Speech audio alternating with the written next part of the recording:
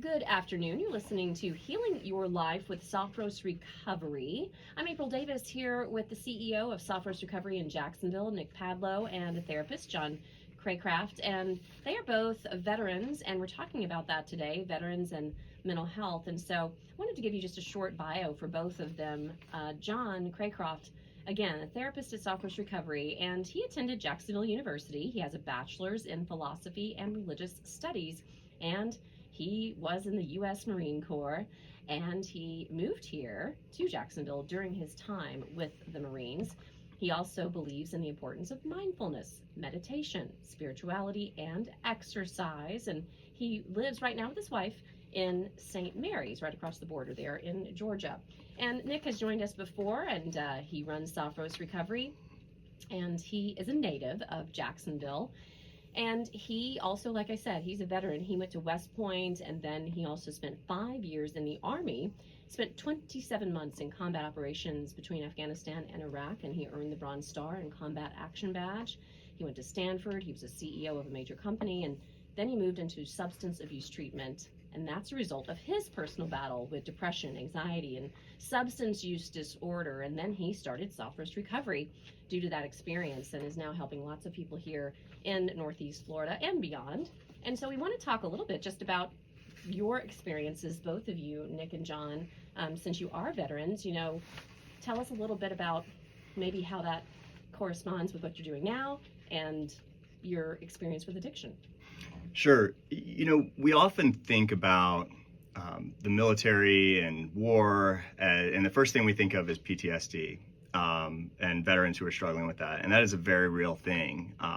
It wasn't my story, though. My story was a little different. I spent a lot of time, in combat action in Iraq and Afghanistan.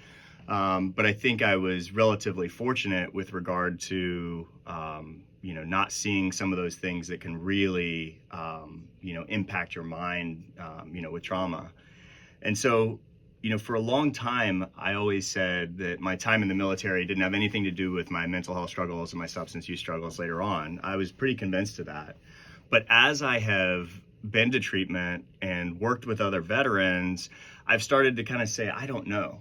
I don't know if it was or wasn't, but it certainly probably had some impact. And for me, I think, and we'll talk about these individually, but some of the things that I struggled with when I got out of the military were really just trying to define who I was now, because it's such a core part of your identity. And so when you lose that identity, it's just very hard to say, okay, what am I now that I'm no longer this thing that I was 24 hours a day for 9 years, Right. counting school. And then I think the other thing is just, what are those lasting impacts of war? Even if you don't see, lose a best friend or get shot or something like that, there's still lasting impacts of war that I think, really took their toll on me. And then I think finally the other thing is we just don't have this, we don't have a tendency to go get help. It's just not ingrained in the culture. Right. And so I think I just waited too long. And so those are some of the things that I struggle with. And so I try to, help veterans not only to understand what they're dealing with, but also to start to shift that mentality to, hey, if you sprained your ankle or broke your arm, like you'd go see a doctor, if you're dealing with mental health issues, go see a professional. Yeah, we have such a huge military community here in the Jacksonville area, obviously, with the naval bases we have here.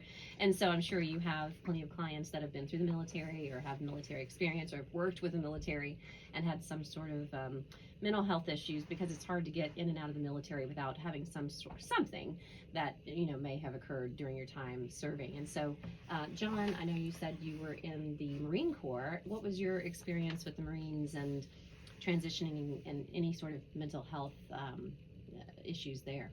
I don't know how I can follow you up, man. But anyway, it was, it is hard. It's hard, the culture, you talked about that, and the identity, trauma. And we associate war with trauma, and there's so much more that goes into trauma than combat, war. Comments made, like violence perpetrated against you. It happens to everybody, Yeah. I would say. And obviously you're there at Software's Recovery, and it's nice to know, if you are a veteran or, a family member within the military, that you both could relate to those issues, and you're there at Softros in Jacksonville. I'll give you the number really quick in case you just have any questions related to veterans and mental health, because yes, they are there to help with addiction issues and recovery issues, but they can always lead you in the right direction, including any veterans in this area that may just have general questions. The number for Software's Recovery is 904-439-4805. Again, it's 904-439-4805. And I'm April Davis here on Healing Your Life with Software's Recovery, talking with John Craycraft, a therapist at Software's, as well as Nick Padlo, the CEO there. And we're talking about veterans and mental health. So what are the common problems faced by veterans that you hear about after they transition into civilian life? You're going to talk about PTSD. You want me to talk about PTSD? Yeah, go for it. All right.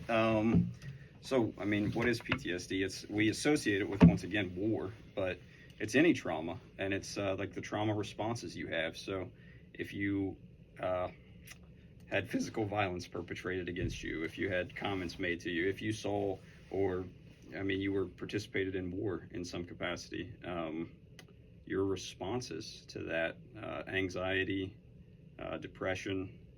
What else, Nick? Easily agitated, low emotional, low ability to kind of regulate your emotions, a small window of tolerance is what we call it, where you're just kind of snappy and you're jumpy and you're not able to relate to other people in the way that you might want to show up. Yeah, and I hear you about combat, because I think that's the one thing. Generally, if you hear about veterans and mental health, you jump to PTSD. You think, probably they were in combat or saw combat. But, it made me think, training in itself, going from wherever you may have grown up and whatever sort of environment you may have been in at home, and then going to a military environment. Maybe you never had someone in your family who was in the military, or a veteran, and so you don't have anyone that maybe could have related or warned you about, how that's going to go. Of course, you have recruiters, right? But they have a job to let you in. So, how maybe there's something there. Just if you had, quote unquote, the most normal 4 years in the military you could have, the training in itself and the change of environment is probably shocking to some people. Absolutely, right? It's, one of the things I just wanted to mention as well is, there's a whole category that we refer to in treatment as military sexual trauma. Okay. And, that one can sometimes be hard for people to talk about, right? When you're in the military, do you want to blow the whistle on something like that? And what might be the repercussions if I do? And you would hope that the unit would handle it well, but that not knowing, I think, causes a lot of people not to talk about it. And so, they kind of sweep this down and push it down for years while they're in the military. And then, they find themselves 10 years out of the military and they're still struggling. And it's like, they don't really know why, but it's because some of this trauma has just gone unaddressed for so many years. Yeah, and we all know, and it's been in the news, that, the statistics of it just not being reported, there were studies first just on the side for women not reporting it, right. But men as well. And then the whole don't ask, don't tell issue that came up, because, what do you do in that situation when it was almost rewarded, for lack of a better word, not to say anything about your sexuality, but therefore it has to be addressed at some point in life. You don't get through years of your life without it coming up in some way, form, or fashion. And of course, then it also may make it more of an issue with the don't ask, don't tell. So yes, I think it's multi-layered. I'm glad you brought up sexual trauma, because clearly that's a huge part of, I'm sure, maybe some things that you guys deal with at Softros. And so I know you're also dealing with addiction issues. Mm-hmm. And so what are some of the, not specific examples per se, but what are some of the examples of, I turned to drugs or drinking during my time in the military or when I got out? How is that related to military service? I'm an example of that. Yeah. But I think what happens is, so especially with regard to alcohol, there is a heavy culture of alcohol in all branches of the armed forces. It's kind of a work hard, play hard kind of culture, be a man's man, drink hard, when you're off. And I think, for me, that wasn't a challenge while I was in the military, because I was able to put it down and I was able to, go about my way. But I think the problem was once I started experiencing other mental health challenges, I still had that tendency. And so now I'm starting to use this substance for the wrong reasons. And I'm starting to use it to try to escape these feelings. And I know it's there. I know it works because I've used it during my time in the military. And now I'm using it in a really unhealthy way. And so I think that's part of it. And then, with regard to other substances, often less so in the military because, we drug test. And so there's not as much of a heavy culture of drug use. But I think once we come out, when we start to discover those things, we find that that's another way to escape from some of this pain that we may or may not have addressed, whether it's PTSD or something else. Yeah. And I don't want to skip over sexual trauma because I've not been in the military. My dad is a veteran, a Vietnam veteran, but it's very different back then. But he has mentioned some things to me. I just want to make sure I'm not missing anything in that arena because, I talked about don't ask, don't tell. I talked about, obviously, there is sexual assault that Right. happens within the military. Is there anything else that I'm missing, maybe about identity or anything in that realm? Yeah, I think most of what we think of when we think of military sexual trauma is sexual harassment, sexual assault, rape, this culture of not, like, I think you're kind of alluding to this culture of, like, even though we don't have don't ask, don't tell anymore, there's still a certain stigma, toward LGBTQIA, within the military. I would imagine. I haven't been in the military for a little while. But just remembering what I know about the military, I would imagine that even though don't ask, don't tell is gone, there's probably still a heavy stigma to kind of like hide who you might be if it's not something that fits into the kind of heteronormative, bucket that we often associate with like the, old school military, right? Right. And then what happens when you get out of the military? I mean, all these issues then, I guess, maybe that you've been hiding or covering up or trying to stuff down. I guess it all kind of bubbles up, right? They flood. It's like an emotional volcano, right? We've talked about this in previous episodes, but when we ignore things, when we stuff them down, they don't go away. It's much more like a volcano where what we're doing is we're just building the pressure and we're adding more and more things, but eventually it's going to blow. Yeah. And this transition out of the military that is already hard can often be the catalyst that causes that kind of explosion of mental health challenges, substance use challenges, and whatever else you might be encountering. Yeah. We'll continue the conversation about veterans and mental health when we come back. You are listening to Healing Your Life with Software's Recovery. If you want to reach out and you have any questions about this subject or anything about addiction and recovery, you can always talk to people at Software's Recovery here in Jacksonville. The phone number is 904-439-4805. Again, 904-439-4805, and we'll be right back. It can be a very tough adjustment, and the military, as much as I love them, struggles to create a nice transition process for people. And I think some of these things, these things that John mentioned aren't necessarily either good or bad, but they are suited for where you were at the time, right? There's a value in like ignoring pain when you're in combat, right? And ignoring fear when you're in combat, right? It pays dividends. It allows you to stay alive. Right. But some of those things that we did back then, they just don't suit us anymore. But we don't have the training to figure out how to change them. Mm-hmm. Right. You have a very certain way of communicating and a certain way of being very clear for wartime purposes. You're training for war. Right. And so there are battles in life, but nothing like that. I mean, you actually were overseas, and I'm sure you could speak to that. But you were going to talk about, I was curious what operator syndrome is.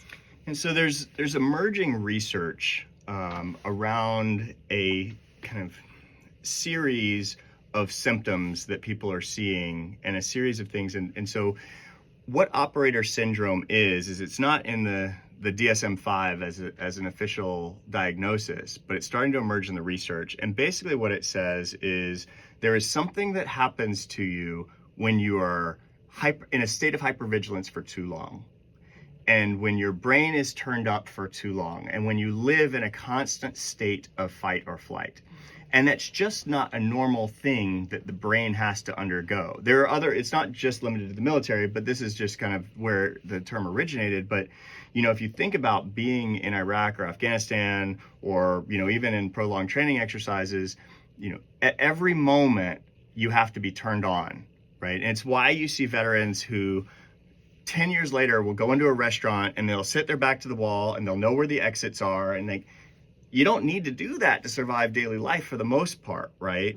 But we don't know how to return back to that state of kind of baseline, right? Our baseline was so far off for so long intentionally, but now how do we get it back to like the state of a normal person, right? Because when we live in that state of hypervigilance and there's no enemy behind the corner, now everything that we see appears to be an enemy, and our anxiety ramps for no reason, and we don't know how to like calm ourselves and calm our nervous system down. And so even if you might not have, you know, encountered trauma or might not be dealing with PTSD, there's still this need to really do some deep work to be able to get your body and your brain to return to the baseline that civilians live at. Yeah, I mean, I think about it because I was not in the military, and so I think about, you know, just the perfection of the uniform and the things that are expected on a day-to-day basis, your bed being made, cleanliness, eating in a certain amount of time, just those sort of things when you're not even, you know, overseas or, you know, I guess active training per se, but just every day being regimented in that way. And I wanted to talk to John about that a little bit after I give the phone number for Software's Recovery, because you, as I mentioned, you both served, and you can definitely speak to how that affects you and then the difference when you get out. But the phone number is 904-439-4805. Again, 904-439-4805. Because, John, what I think about is I don't have to even think about that on a daily basis. Never have. You know, I did at summer camp. And I think there are probably stresses that you still face at this job that Right. you do have to think about. So to be fair, right, Nick, you mentioned it. I mean, think of a child, for instance, that grew up and had to be there. Maybe they had abusive parents. That's a state of hypervigilance constantly as well. So it's not just the military, but I mean, of course, when you go into the military, even if you don't have the car, the combat action ribbon, you still attention to detail. You're getting chewed out. That's what we'd call it. My officers. Anyway, as he looks at Nick. Yes. Yeah, there's a lot of fear. There's a lot of fear that has nothing to do with combat, and it might not have anything to do with the military either, but it'll definitely put you in that vigilant state that you really need to learn how to regulate. Yeah, you're absolutely right. I mean, talking about, you know, abuse as a child, as an example. I mean, yeah, we all face different kinds of trauma, and so that is a good point to be made for sure. I wanted to talk about suicide because obviously that's in the media. You know, we always hear about this 22 number, 22 a day, and we were talking during the break that thankfully that number has been reduced recently. We're not seeing as many suicides, but one is too many. But why do we hear about suicide related to military so much? Yeah, I think part of it is because, you know, it happens a lot. Yeah. And I think it happens for a lot of the reasons that we discussed, which is that we come out and we're dealing with some significant mental health struggles and we don't get help. Right. And so, you know, you can't see this because we're on the radio, but I have a semicolon tattoo on my hand, you know, because, you know, for me, I was almost there myself. And, you know, it was a last minute decision of, is this going to be my last day, or am I going to go get help? And I didn't even know what that looked like. But I just Googled and called the first place, and I went and got help. And so, you know, my comment to, you know, any veterans or veteran family members who might be listening to this radio station is that, you know, so often when we are in a state of suicidal ideation, what we are thinking is that I don't want to live anymore. And then often the reality is I don't want to live like this anymore. And so when you shift it from I don't want to live anymore to I don't want to live like this anymore, it frees yourself up and gives you a second option. And that option is to go get help and start to change what this looks like. Yeah. right? I can end it, or I can change what this looks like so that I don't want it to go away anymore. And it often feels like there's no hope, which is, why people get to that point. But, I mean, I'm sitting here today and, I'm really glad I am. So, Yeah, and I'm thinking about, the connection to veterans and military and suicide. I lost my brother to suicide. He was not in the military, but it's hard to meet someone who's not touched by suicide these days. I'm sure you both know of people that you've lost to suicide as well. And I'm just thinking about the issue with military and having so much pride in what you do, right? Because Right. you go into the military for a reason. You want to serve your country, you want to protect people, you want to serve. And so I think, we talked about loss of identity, but I would think that would be a big part of it, right? What do I have to be proud of now? What can I accomplish? Who am I? right. And so what happens when people are using drugs? I mean, is there any sort of specialization that you guys have at Sophros for military members or veterans that are, specifically? Yeah, so I would say about 30% of our census right now is either veteran or a military family. And so, our medical director is a veteran, and so, they get kind of, specialized attention from our medical team. John's a veteran, and so, he can provide support, myself as well. And so we kind of try to make, to address some of these specific issues, with our veterans that are in the program, to be able to provide them a little extra support. It's part of the reason why I started Sophros. So, right. And just to know that they have folks like you and John and like you said, your medical director, who are all veterans. I mean, just to know that you can relate to each other without having to say too much, right? Right. Yeah. And we've also, I mean, just from a business standpoint, we also, we're in network with TRICARE, and we are in the VA Community Care Network. And so, any veteran can come see us if they get a referral from the VA, at no cost. And so, and we can help navigate them through that process if needed. Oh, that's some important information for sure. My dad goes to the VA, and I know, it helps with being able to afford mental health care, which is, as we all know in this room, is super important. And so we're limited on time here. We do need to take a break, so we'll come back and we'll talk about some of the other issues we definitely want to get to today regarding veterans and mental health and addiction and recovery. So let me give you the phone number for Sophros Recovery quickly. It is 904-439-4805. Again, 904-439-4805, and you are listening to Healing Your Life with Sophros Recovery.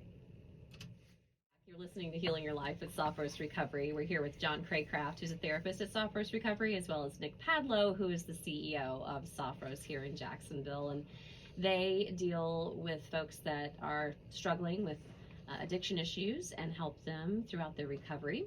And today we're talking about veterans in particular and mental health. And we wanted to talk a little bit about what are the most effective techniques when it comes to treating veterans, because again, you both are veterans. You deal with clients who are veterans, and you definitely have some specialties that work in that arena. Yes. So we wrote down mindfulness, DBT, and CBT. I'm just going to say it. Mindfulness is big, and these are things you can do without going anywhere. And if we have people that can train you, and that's the benefit of coming to therapy. But mindfulness is about getting control or gaining some sense of control over your body, regulation, right? We talked about trauma. We talked about hypervigilance and the operator syndrome. And mindfulness is about understanding that we have some control over our thoughts and our breathing, meditation, right? That's a word commonly associated with mindfulness. But I'll just speak to CBT as well. That's all about the idea that our thoughts, feelings, and behaviors all affect one another. So if you take any one of those things and you change it slightly, right, to tie back into mindfulness, if you are able to regulate your breathing, it will have an effect on your thoughts. It will have an effect on your feelings as well. And once again, that's a behavioral change.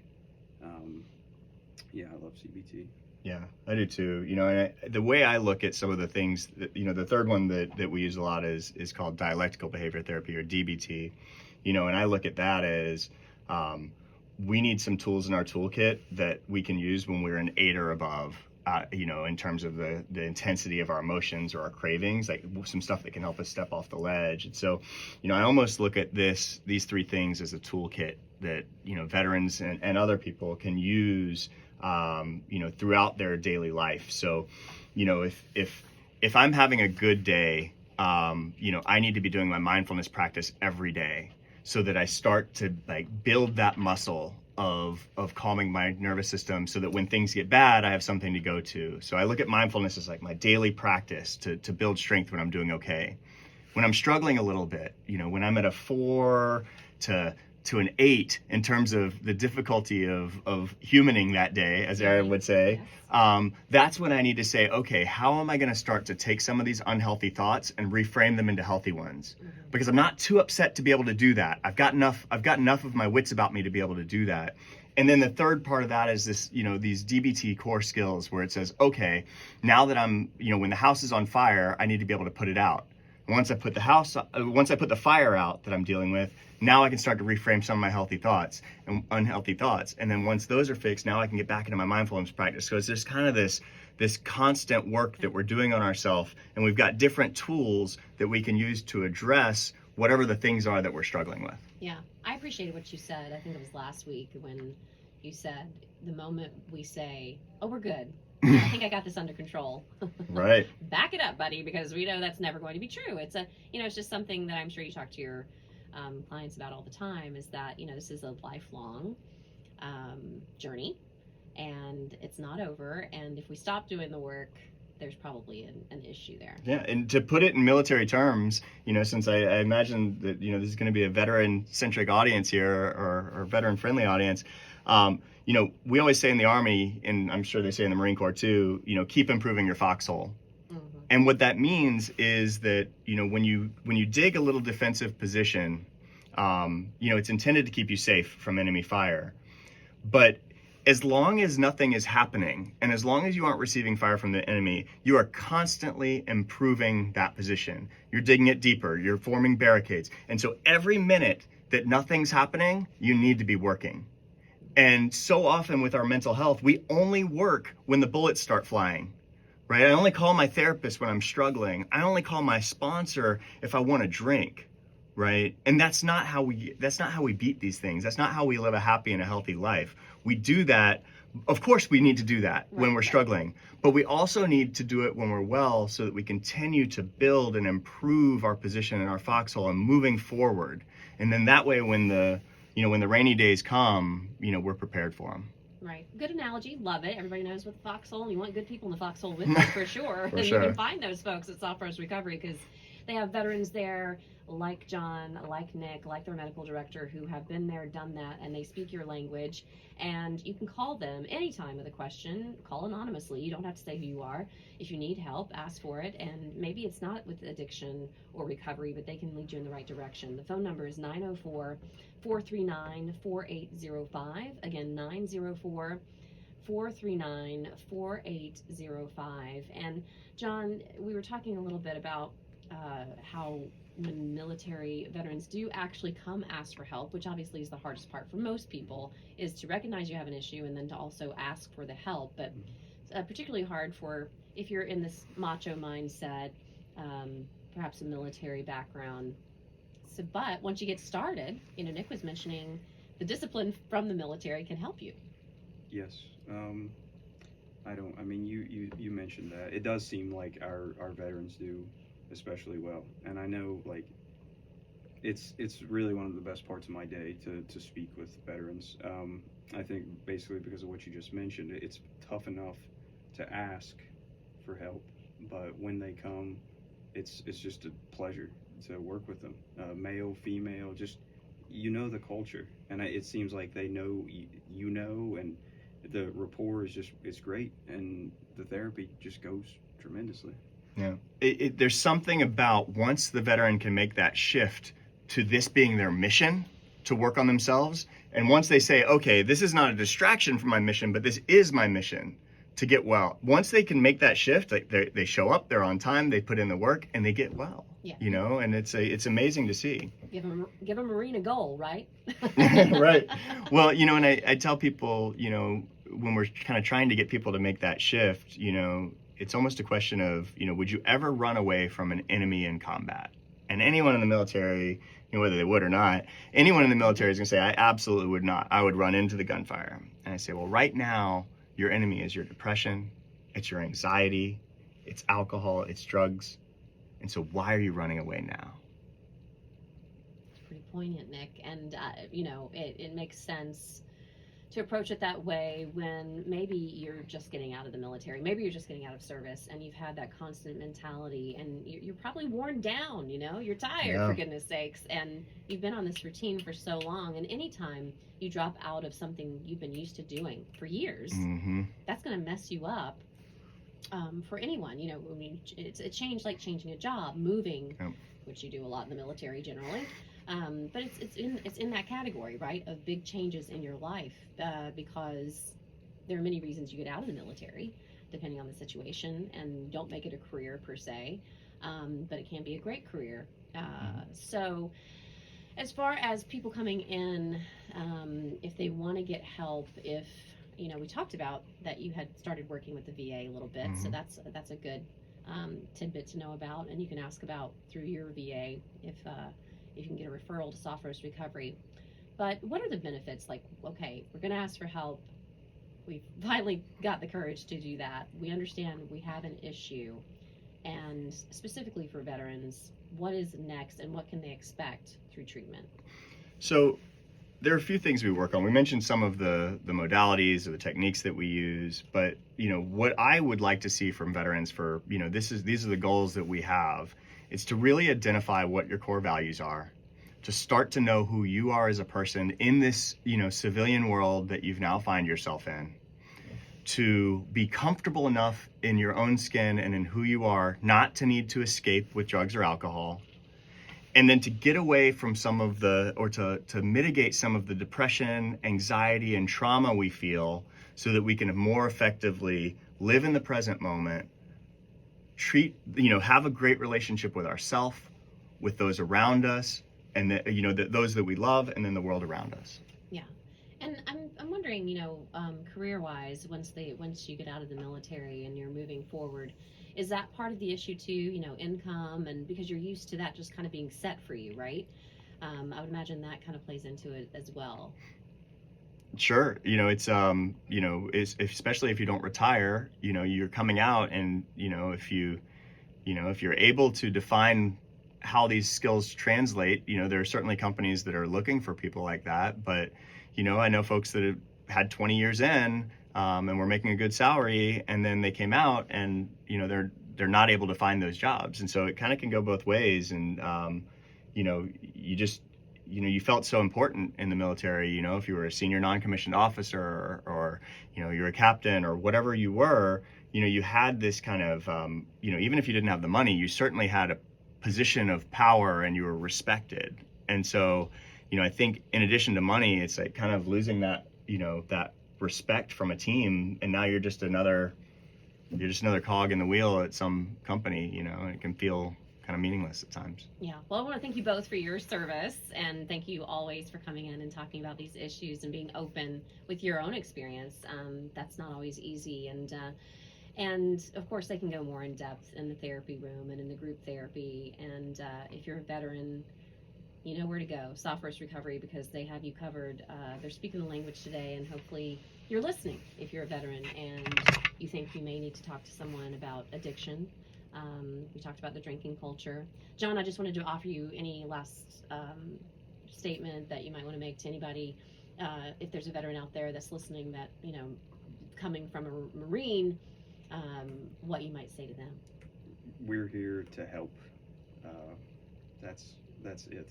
There exist people that are good, and we're here to help. That's all you got to say. They're there for you. John Craycraft and Nick Padlo here today, veterans and over at Soft Roast Recovery now, helping people as they navigate through their journey of recovery. If you want to reach out to them, give them a call at 904-439-4805. Again, thank you both for your service. Thank you for your service out there, everyone who is serving. We got lots of you here in the Jacksonville area, and we love you. Thank you for listening to Healing Your Life with Soft Rose Recovery.